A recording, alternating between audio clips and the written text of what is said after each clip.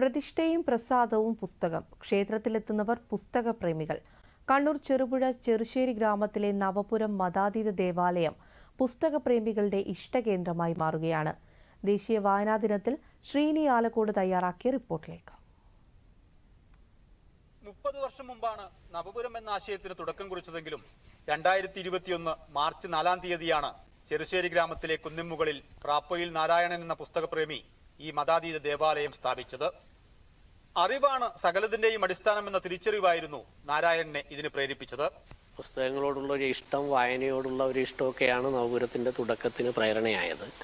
അപ്പോൾ ജ്ഞാനത്തിന്റെ, അറിവിന്റെ മൂർത്തിഭാവമാണ് പുസ്തകം എന്നതിനാൽ പുസ്തകം പ്രതിഷ്ഠിക്കണം ദൈവത്തിന്റെ സ്ഥാനത്ത് എന്ന് തോന്നി. കാരണം എല്ലാ അറിവുകളും പുസ്തകങ്ങളിൽ നിന്ന് വരുന്നു. പുസ്തകങ്ങളിൽ നിന്ന് അല്ലാത്ത അറിവുകളും ഉണ്ട്. ഒരു കൃഷിക്കാരൻ കൃഷിയെക്കുറിച്ച് നല്ല അറിവുള്ള ആളായിരിക്കും.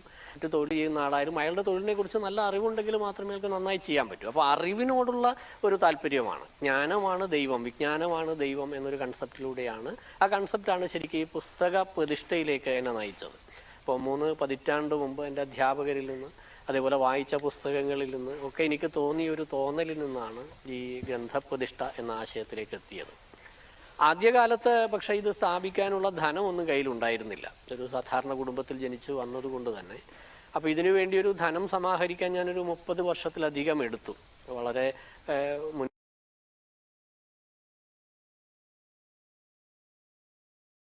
മുൻകൂട്ടി പ്ലാൻ ചെയ്തിട്ട് വർഷങ്ങളൊക്കെ കിട്ടുന്ന ഓരോ പൈസയും അതിനുവേണ്ടി മാറ്റി വെച്ചിട്ടാണ് അവസാനം ഇതിനുവേണ്ടി തുടങ്ങാൻ പറ്റുന്ന ഒരു ധനം കയ്യിലായപ്പോഴാണ് 2021 മാർച്ചിൽ ഇതിന് തറക്കല്ലിട്ടത്.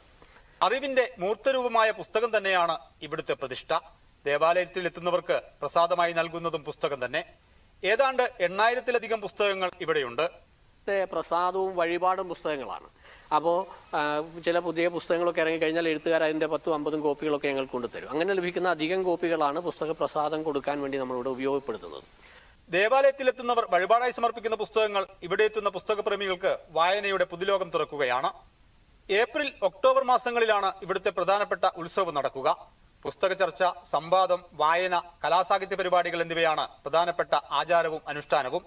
വിദ്യാരംഭ ചടങ്ങുകളിൽ പങ്കെടുക്കാൻ ജാതിമതഭേദമന്യേ ദൂരസ്ഥലങ്ങളിൽ നിന്ന് പോലും ഇവിടെ ആളുകൾ എത്തുന്നു.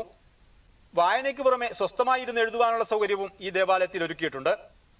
വായന അന്യം നിന്നുപോയി എന്ന് പറഞ്ഞ് വിലപിക്കുന്നവർ ഒരിക്കലെങ്കിലും സന്ദർശിക്കേണ്ട ഒരിടമാണ് ചെറുപുഴയ്ക്കടുത്ത് ചെറുശ്ശേരി ഗ്രാമത്തിലെ ഈ മതാതീത ദേവാലയം. ശ്രീനി ആലക്കോട്, ദൂരദർശൻ ന്യൂസ്, കണ്ണൂർ.